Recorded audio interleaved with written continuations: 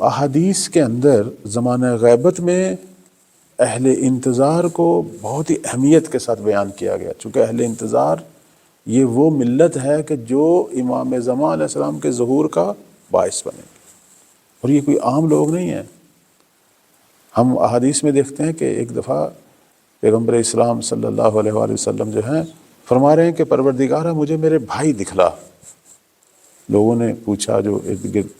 اصحاب رسول تھے کہ آیا ہم آپ کے بھائی نہیں ہیں؟ فرمایا انتم اصحابی، آپ میرے جو ہیں وہ اصحاب ہیں لیکن میرے بھائی نہیں ہیں۔ اینا اخوانی، کہاں ہیں میرے بھائی؟ پھر فرمایا میرے بھائی وہ ہیں کہ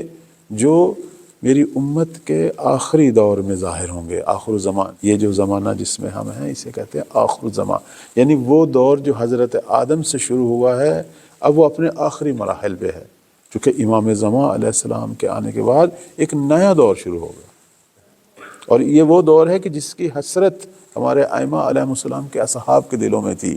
یہ خاص دور ہے کیونکہ اس دور کی جو امت اور ملت ہے، جو اہل خیر ہیں، ان کا مقام تمام ملتوں سے بلند ہے۔ اب آپ دیکھیں اس سے بڑھ کر کیا ہے کہ نبی کریم صلی اللہ علیہ وسلم فرما رہے ہیں کہ میرے بھائی ہیں وہ جو آخر الزمان میں آئیں گے، کہ جنہوں نے مجھے دیکھا نہیں ہوگا۔ اور ہم تقریباً اسی دور میں ہیں کہ ہم نے شاید کسی حجت کو اپنی آنکھوں سے،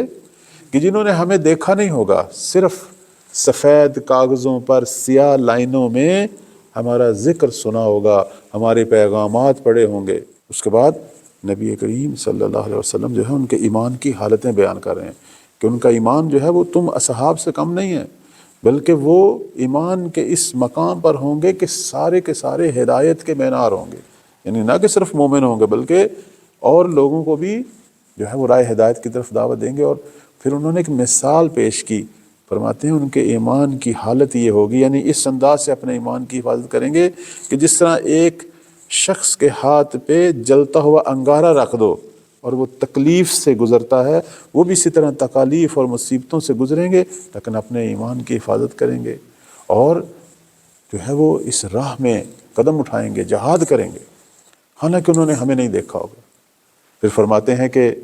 مجھے اللہ تعالیٰ نے ان کے نام بتائے ہیں، ان کے حتیٰ والدین کے نام بتائے ہیں، یعنی یہ وہ دور ہے کہ جس میں جو صاحبان ایمان ہیں اور صاحبان عمل ہیں، جو دین کی خاطر قدم اٹھاتے ہیں، جو راہ آل محمد میں قدم اٹھاتے ہیں، ان کا مقام یہ ہے کہ پیغمبر اسلام انہیں اپنے بھائی کہہ رہے ہیں۔